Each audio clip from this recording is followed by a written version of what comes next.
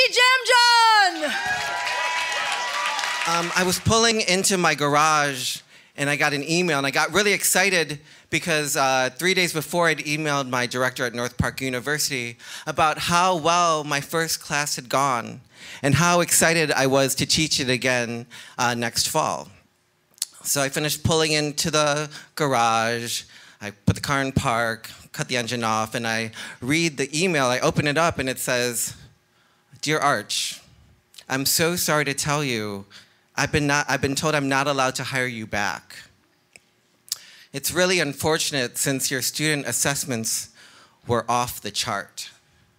Now, along with this email, he sent a screenshot of the email he received about me, and the words non-missional fit and inappropriate punched me in the gut.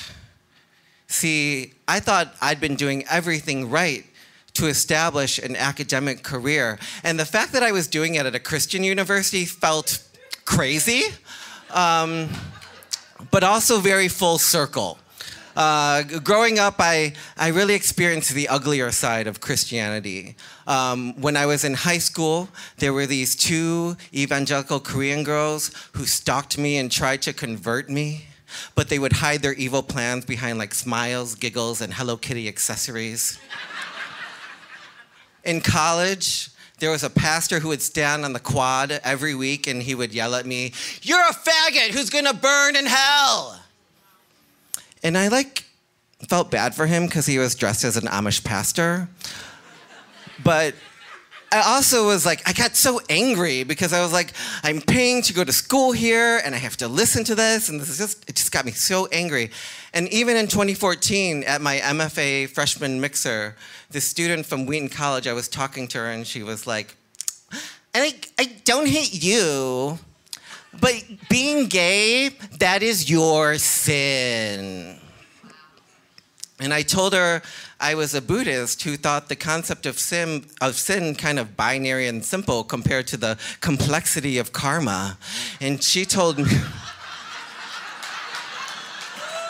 it's true. And she told me, "You're gonna go to hell." And I was like, you are really bad at networking.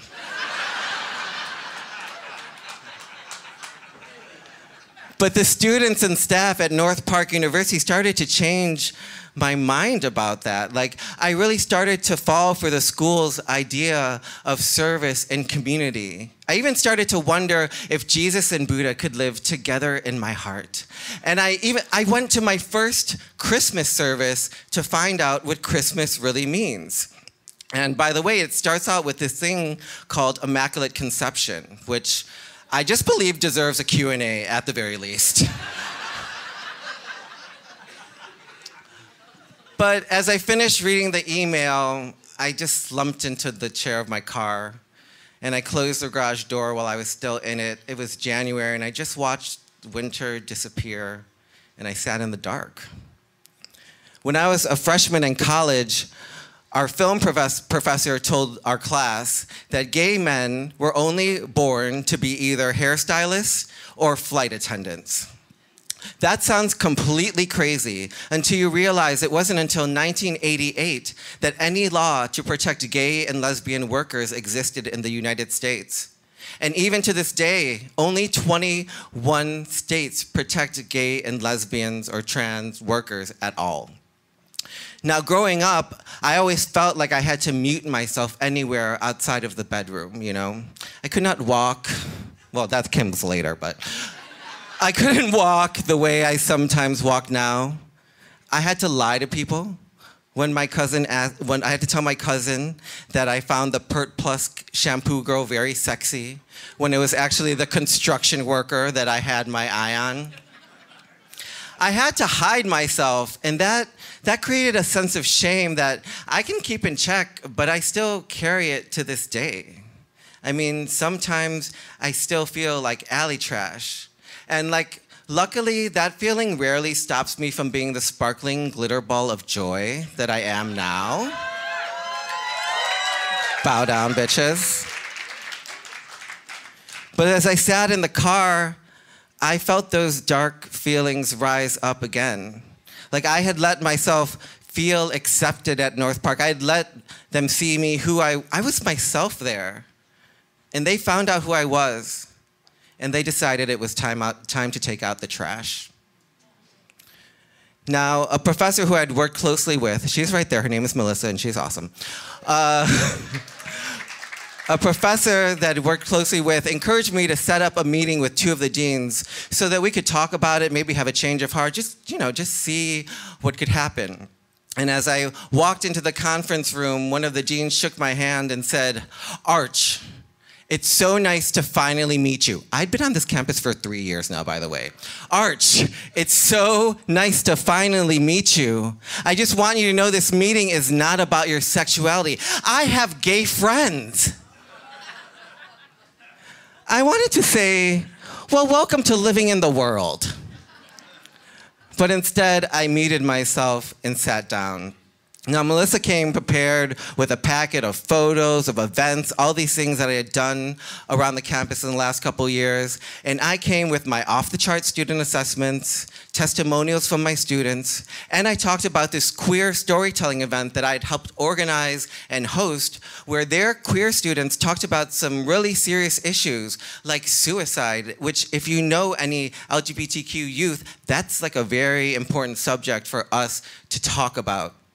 And so I said to them, look, you might not need me specifically to teach that class or whatever, but you need someone on this campus that can talk to these kids about these things. And do you know anyone on campus ready and willing to do that?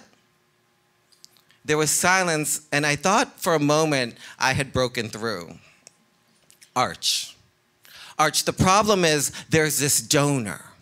And this donor saw a video of yours, and this donor just doesn't think you're someone who belongs on this campus. Now, the piece of work they were talking about is a story I do called Stripper Daddy that talks about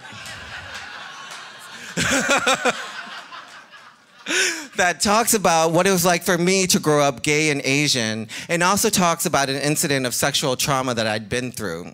Now, according to this donor, the way I talk about my own life and my own sexual trauma is inappropriate. Hashtag things you don't need to tell a survivor. Yes.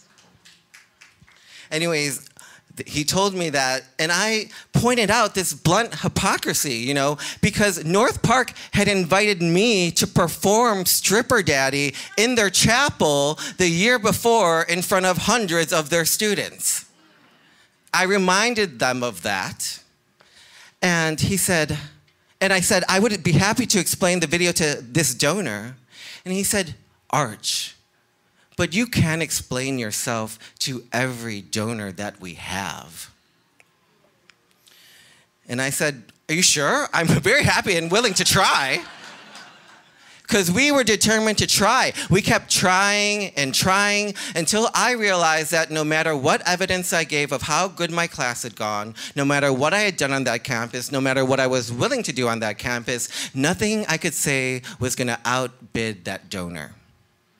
And my heart sunk, because while one of those deans never seemed interested in anything I had to say, I could tell the other dean could see my worth, but just didn't think it was worth it to stand up for it. I was so angry that even at a Christian university, money had so much power. But of course it does. Welcome to the world. And I also left angry and confused because maybe it wasn't that I'm gay. Maybe it's okay that I'm gay. Maybe it's the type of gay that I am. Like maybe if I was more like Lindsey Graham or Mike Pence,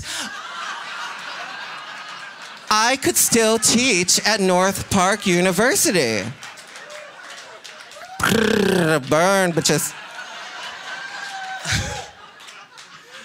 But handpicking diversity for your college pamphlets is a shame. You cannot just shun the stories of the people that you consider diverse. That's not what the diversity is. Because the truth is, all of us have stories that are dark and can make us feel shameful. But it's when we reclaim those narratives for ourselves that we can empower ourselves and other people. And these are not just smart words I'm saying. I heard them on NPR. It might have even been Terry Gross. And I had done that. I had gone from a very confused and muted ladyboy who didn't even know where I fit in this world to a teacher. And I was so proud of that. And I saw the rest of my life unfolding at North Park University, and when I got home from that meeting, I sobbed like a goddamn baby into my roommate's robe. But just because you lose something you love doesn't mean you have to stop doing what you love.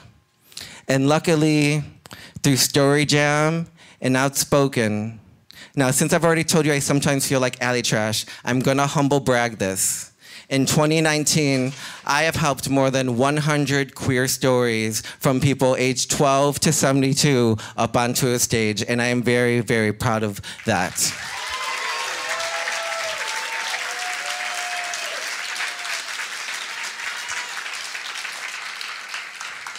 And I may have left North Park University behind. I may have left most of Christianity behind. But there are a few words I learned at that school that I'm sure echoed in Martin Luther King's ear that echo in my ear and always keep me going. Do all the good that you can for all the people that you can in all the different ways that you can forever as long as you can. Thank you so much, everyone. So I'd like to invite Sarah Marie to come and join us. This is Sarah Marie Young.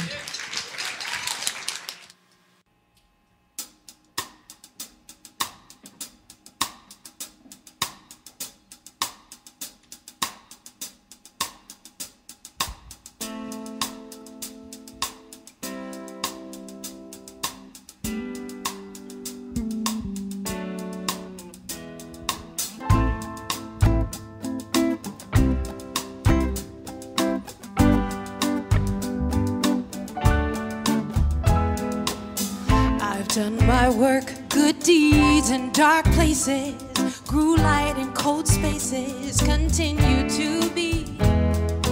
Crossing the line, I keep running, keep pulling, repairing the ruin for others like me. But it's not me to write another anthem about hypocrisy and all of its ills. I'm alive, I'm awake, call me trash to my face. I still will.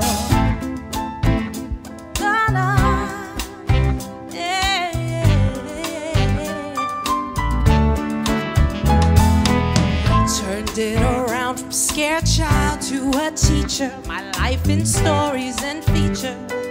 The gift is my choice. Quiet to listen, give power to others. Speak love to my brothers, their truth has a voice. But it's not me to sing it on a mountain.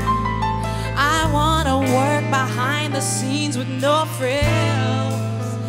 Leave your judgmental dollar, your religion, your collar.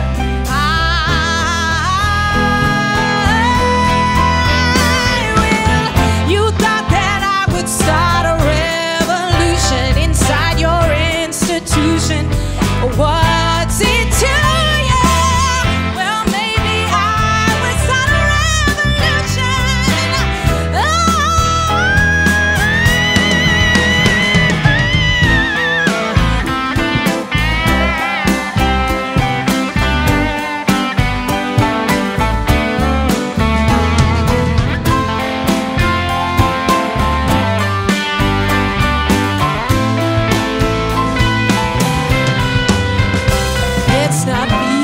Sing it on a mountain.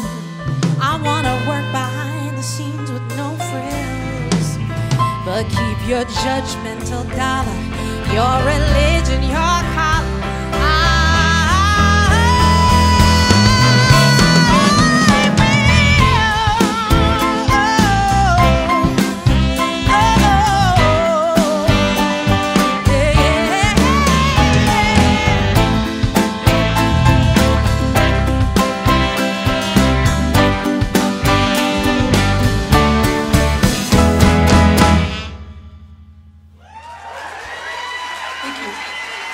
Thank you, Archie, for your wonderful story.